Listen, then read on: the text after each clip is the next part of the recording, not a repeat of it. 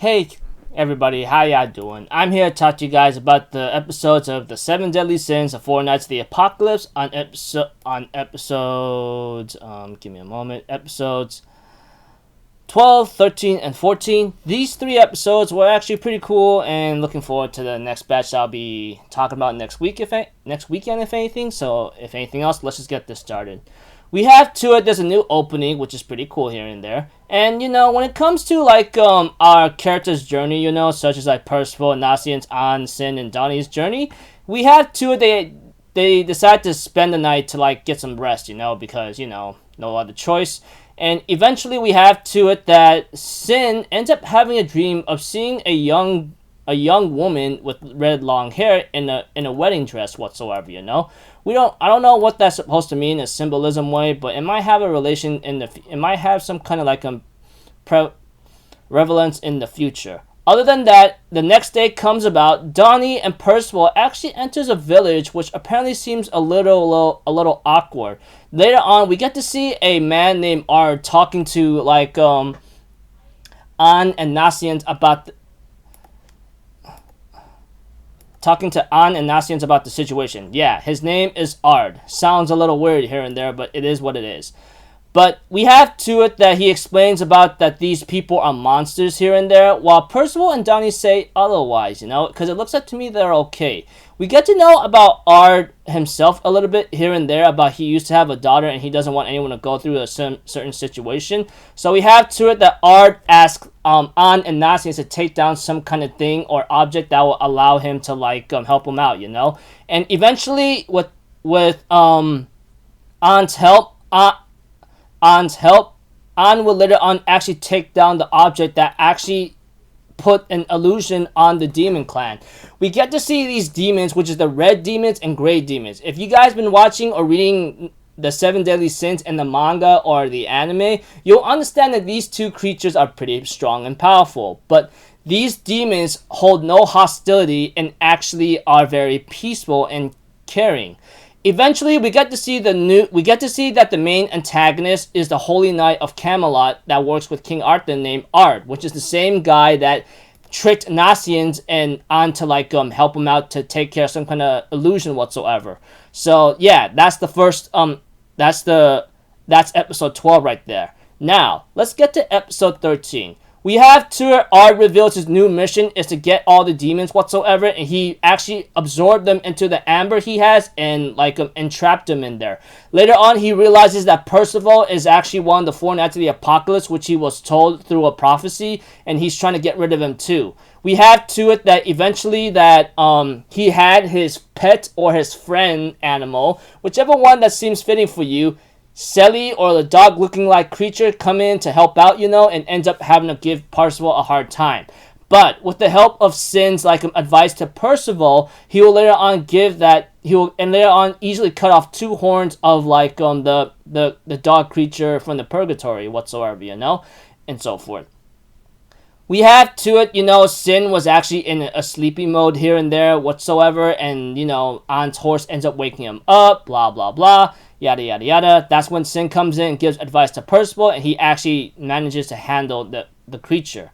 And eventually, that creature fell asleep thanks to Nasian's sleeping magic spell whatsoever, And therefore, we have eventually that that there was an elder man or old man of the village whatsoever showing himself up and tells him about the situation. Percival decides to rescue them despite what is the bloody history of the demon clan. He says, it doesn't matter to me, because these demons here are actually nice and kind, so it's not really a big deal to me, whatever the case may be. Other than that, we have that the old man tells him that you should head to the Crystal Grotto because that's where it is, that kind of thing. Whatever the situation is, yeah, that's where they're heading to for the time being and so forth, and they end up having to fall into a trap by Ard's magic, That's turning them into little small babies whatsoever, which is pretty hilarious yet very cute, but very strange in a certain way depending on your point of view whatsoever. And that even though Ard wants to kill Percival in his baby form, it looks like he's almost can't seem to do it. He looks at An crying crying, looks at An crying tremendously, and Ard's like, are you kidding me? This can't be happening. You gotta understand this is my mission whatsoever. And we get to know about Ard's backstory, you know, the Holy Knight that works for King Arthur whatsoever. He apparently used to have a baby daughter that looks like An, but unfortunately, because of the war or what happened here and there many years ago, whatever the situation is, she was killed and burned to dust, you know? Nothing is left of her. So, whatever the case may be, he's pretty much in an emotional, mental distraught state whatsoever and trying to figure out what to do. And we have to it that the old man of the village shows up and ends up having to stop him before he could do anything, you know, and so forth. We have to it that the old man says, I'm not going to let you kill this kid, and that's where episode 13 ends. Now, here's episode 14 that shows up, you know, and this is where, like, you know, we get to know more about Ard himself, of why he chose a crystal grotto as his, like, base of operations. But we get to see that the old man of the demon village that was protecting the demons, he is actually the Gowther. And I mean Gowther, one of the 7 deadly sins, you know, because of that. And I thought it was pretty cool how they introduced him here and there. So yeah, pretty cool stuff. Other than that, Gowther offers him to, like, get him reunited with his daughter, but unfortunately for him, it's not really is the case because his daughter is really, really dead whatsoever, you know. After Gowther made somewhat of an illusion, he managed to get him to, like, to not kill Percival and let go of An, you know.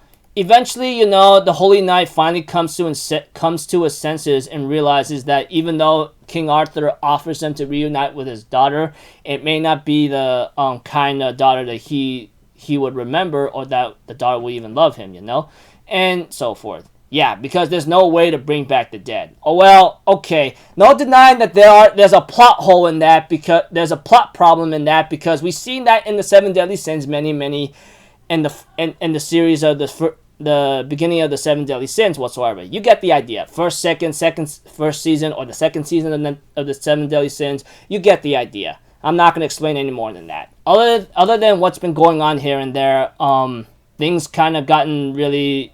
The guy finally opened his mind and realized what he was doing is wrong, you know, and he gets ready to, like, go into stopping mode. But they get interrupted by a couple, like, attacks, which apparently are spears whatsoever, etc. So it looks like to me it's really bad news. One was aimed at Percival as a baby, but Gowther managed to save him one time. The other one was trying to aim for An, you know. But that Ard, knowing that he knows what's coming, decides to protect her and ends up dying in the process with the big giant hole in the center of his chest whatsoever, you know? You get the idea if you guys watch the episode here and there, etc. So pretty much Ard ends up sacrificing himself to save An, you know, and we have to Gowther manages to track down who threw the weapon and ends up punishing him for trying to, like, for doing something really ridiculous. And we get to see that there are actually a couple holy knights that work for King Arthur, which apparently they are supposed to help Ard and many others out, but unfortunately, like I said, Gowther found them and found the person who launched that attack whatsoever and tries to get him to kill his comrade. And later on, that other holy knight, whatever his name is, knowing that the guy is useless at this point, you know, ends up killing him and says, yeah, this is why we don't underestimate them. This is how strong they really are whatsoever, you know, and whatever the case may be. So, yeah, whatever the situation is, you know, it's pretty much like useless and pointless at this time to try, like, do any, like, damage whatsoever, you know, whatever it is. Yeah. So pretty much, like I said, sorry for being a little confusing. Gowther found the guy who threw the weapon and makes him go and manages to invade or jacked up his body or take over his body and try to get him to kill his own comrade. Before any further damage can concur, the other guy who's leading the knights that he's with right now ends up managing to kill him. And the holy knight's name is, like, Tamu whatsoever. I think that's his name. Whatever the case is, you know, etc. La la la la la. I don't know. And so forth.